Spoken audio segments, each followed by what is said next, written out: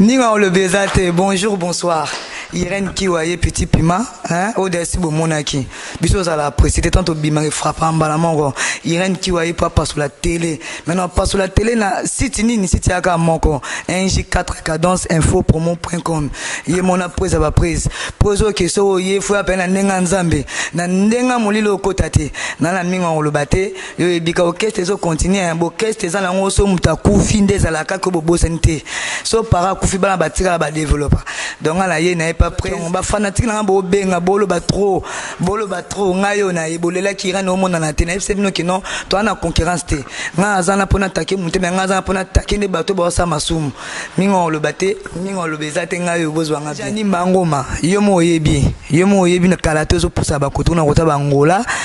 Ba misa ba keseni obeta no kidame ba keseni. Na moni ke yango ya mangoma voma ya la. Ngayo na ibo fulanga bokeste peke singa pena pas père et pas père orchestre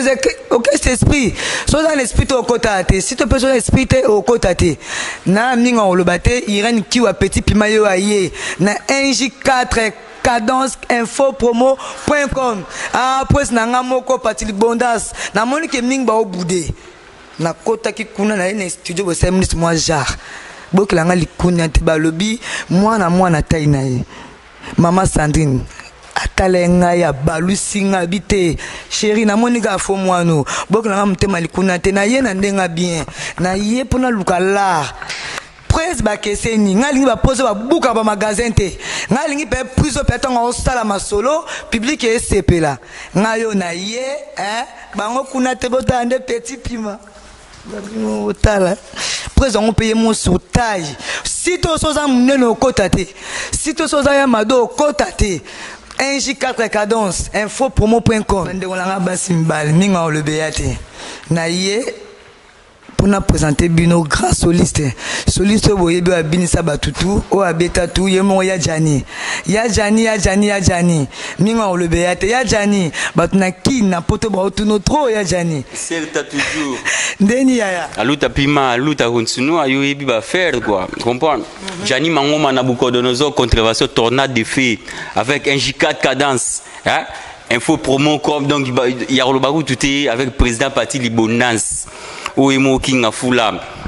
Lilo na obetara masola héritage à part voyage héritage ça na obeta masola héritage pour toi ba héritage vie kalate bozwa plan na bino zo bongama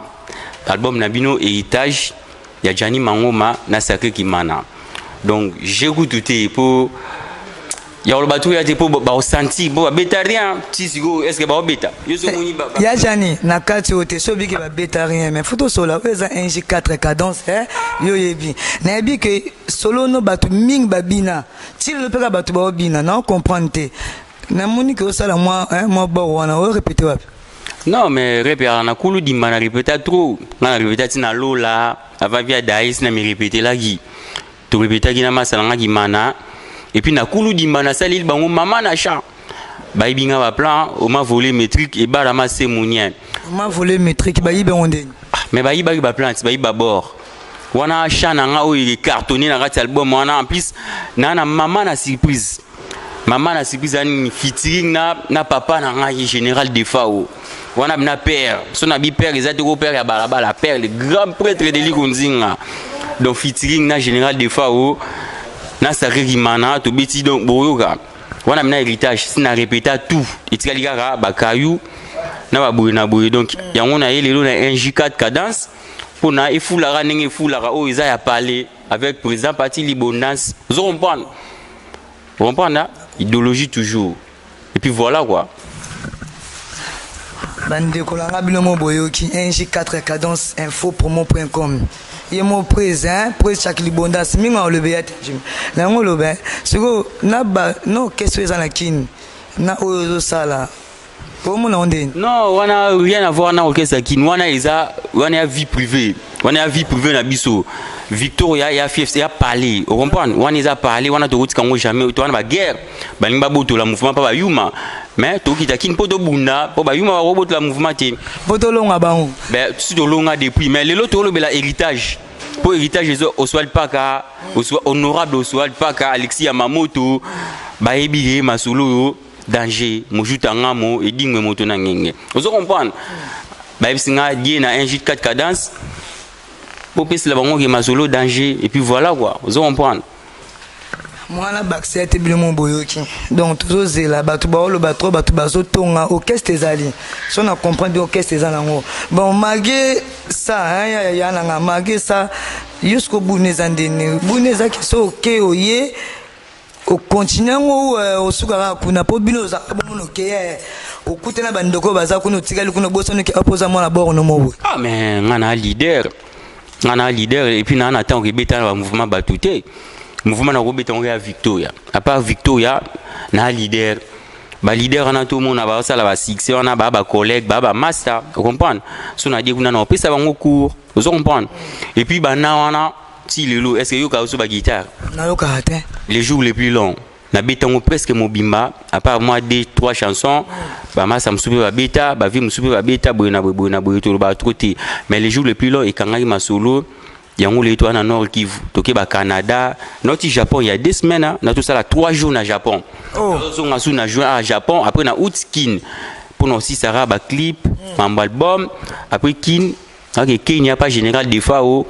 comprendre moi mi Rajabu a bingsinga tini da bala koto accompagné na 1 4 cadence toujours yebigara donc au Kenya ninga bon au Kenya on dit zoma de la part pas général des FAO vous comprendre pour apaloli na yebaki nze mwana na woye mango natali na bia avia dae na bula via imelanga chemin disali na côté moi souci mais na bengi père na bia papa tala buena boye habitina market na tin market ya Yuki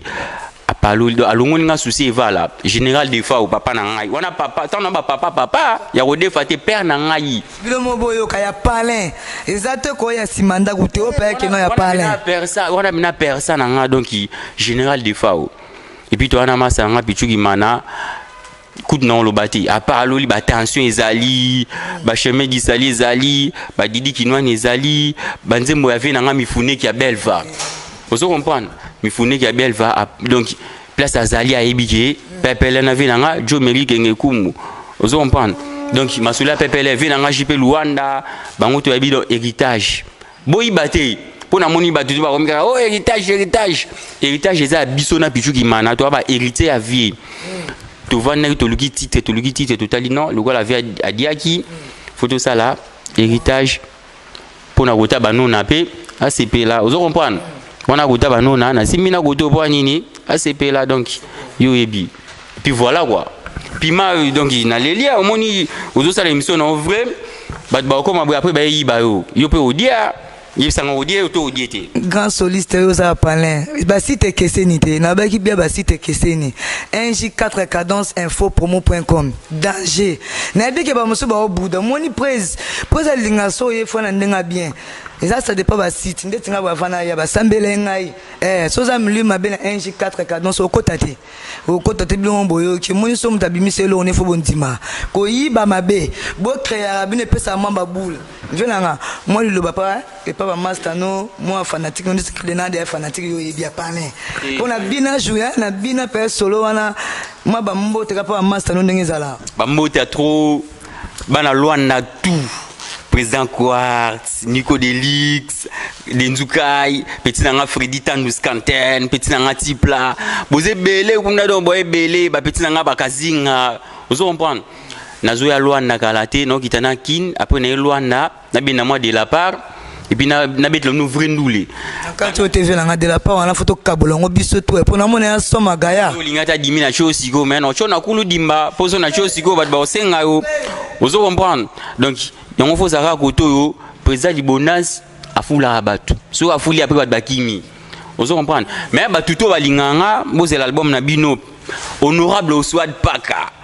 venanga Alexia Mamoto venanga Kikimvula bana lille tout mojutanga mo coup de tête ya trésor kama venanga Aimé Bongo bayuma musuba dae parce que basali daichu donc otana to beta soute po badae bayuma bayongololo et puis ba mise musuba ota bakini baya pona basala bango ma kribit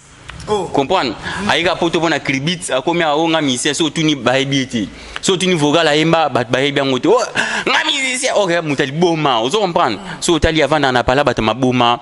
na formé batu belé mais batongo pe babalukela kaka ngai non formel souité non betaka na ba professionnel et dara ba on ba non na set ba sous formation te yango na odi na nga Luanda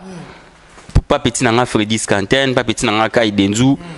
il passe à Fanny Banona vous comprendre donc so na bogi trop pe botinda de la partie na bike bobo makuta na ta no ya pour un J4 cadence CP là quoi